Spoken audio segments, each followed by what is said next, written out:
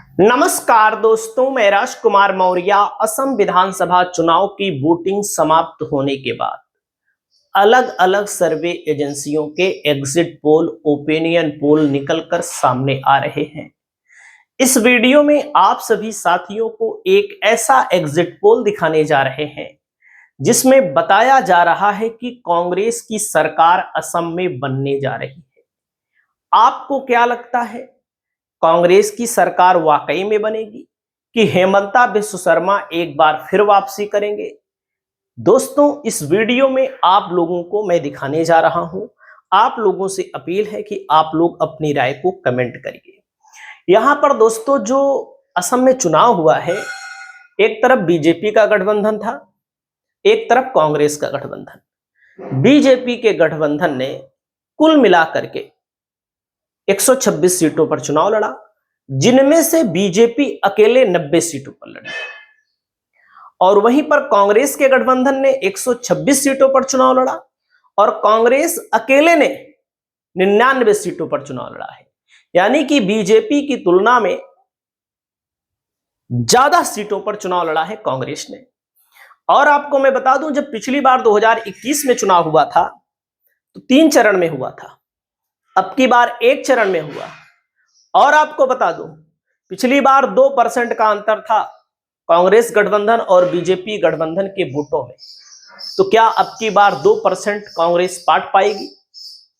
तो दोस्तों, आप सभी साथियों को मैं बता दूं, अदर की भी भूमिका अपने आप में रहने वाली है, क्योंकि AIUDF पार्टी की भी कहीं ना कहीं छाप है। दोस्तों, आपके सामने एक एक जिले के बाद मैं आपको बताता हूं। जैसे आपके सामने देखो, करीमगंज लिखा है।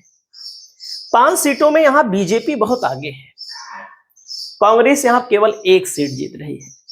यानी कि कांग्रेस यहां पर बहुत पीछे है। करीमगंज में 5 सीटों में बीजेपी अकेले 4 सीट जीत रही है। आपको क्या लगता है, करीमगंज में क्या हो सकता है? अपनी राय कमेंट करके बताइए। अगला जिला आता है दोस्तों डिब्रूगढ़। 7 सीट है। यहां बीजेपी को 5 सीट, साथ में कांग्रेस को 2 सीट मिलने के अनुमान बताए जा रहे हैं। वहीं पर अगला जिला आता है विश्वनाथ। 2 सीट है, दोनों क्लीन स्वीप कर रही है कांग्रेस, विश्वनाथ की दोनों सीटों को। अगला जिला आता है दोस्तों जोरहाट की 3 सीटें और 3 में से बीजेपी को 2, कांग्रेस को 1 सीट मिलने के अनुमान बताए जा रहे हैं। जोरहाट में बीजेपी का दबदबा है। दोस्तों, अगला जिला आता है आपके सामने कछार। 7 सीट है, बीजेपी को 3, कांग्रेस को 4 सीट मिलने के अनुमान बताए जा रहे हैं। अभी तक मैंने 25 सीट बताई है, जिसमें बीजेपी 14, कांग्रेस को 11, अन्य को 0 सीट। अगले जिले की ओर बढ़ते हैं दोस्तों। अगला उदलगुड़ी में है, 3 सीट। बीजेपी को 2 सीट मिलने के अनुमान है, कांग्रेस को यानी इंडिया गठबंधन को 1 सीट मिलने के अनुमान यहां पर बताए जा रहे हैं।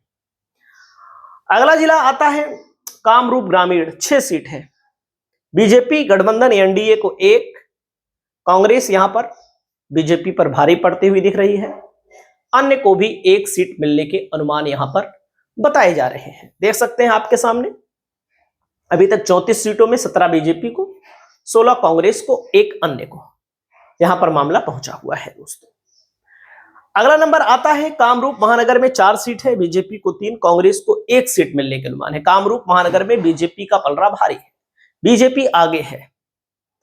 वहीं पर अगला जिला आता है पश्चिम कार्बी आंगलोंग की। 3 सीटों में बीजेपी को 1, कांग्रेस को 2 सीट मिलने के अनुमान है। पश्चिमी कार्बी आंगलोंग में बीजेपी पीछे है, कांग्रेस यहां पर आगे दिखाई दे रही है। अगला जिला आता है दोस्तों कोकराझार में। 3 सीटें हैं, बीजेपी को 3 पूरी मिल रही है। कोकराझार में बीजेपी एक तरफा क्लीन स्वीप कर रही है।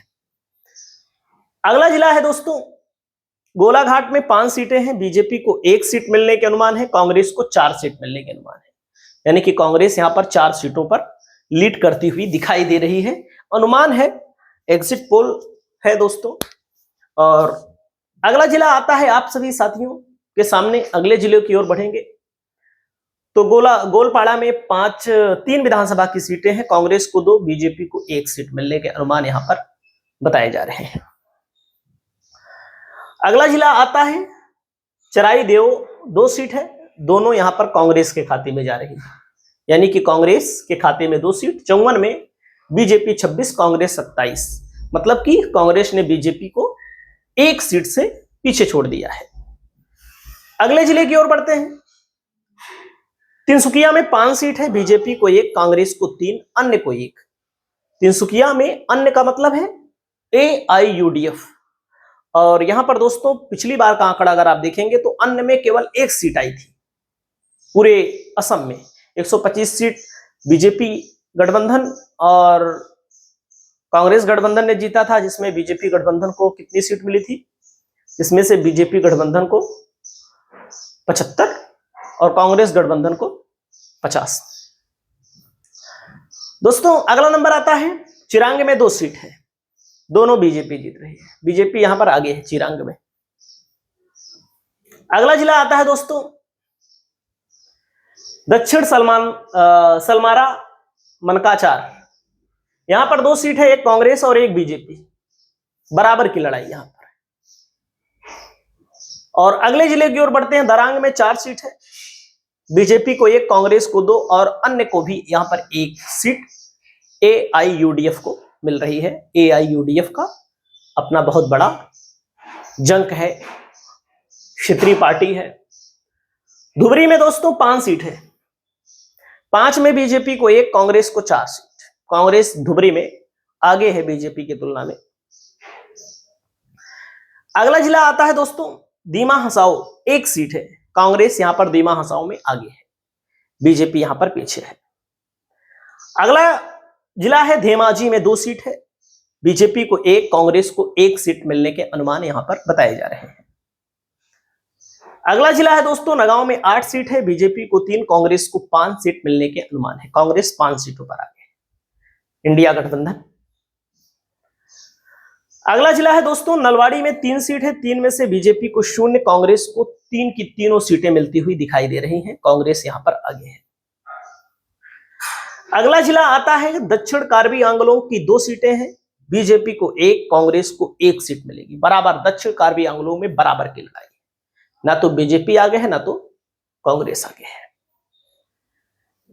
अगला जिला है दोस्तों बक्सा में 3 सीट है, बीजेपी को 1, कांग्रेस को 2 सीट मिलने का अनुमान है, यानी कि बक्सा में कांग्रेस आगे है। अगला जिला है बजाली में 2 सीट है, दोनों बीजेपी के खाते में जाती हुई बताई जा रही है, बीजेपी यहां पर आगे है। अगला जिला है बरपेटा में 6 सीट है, बीजेपी को 2, कांग्रेस को 3, अन्य को 1 सीट मिलने के अनुमान है।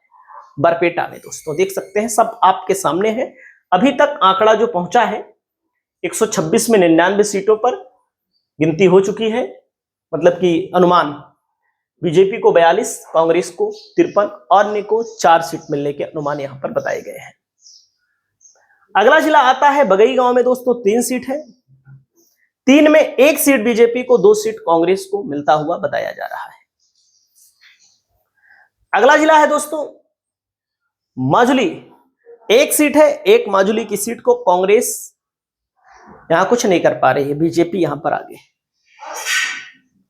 अगला जिला आता है मोरीगांव में 3 सीट है, तीनों कांग्रेस के खाते में जा रही है, कांग्रेस यहां पर आगे है।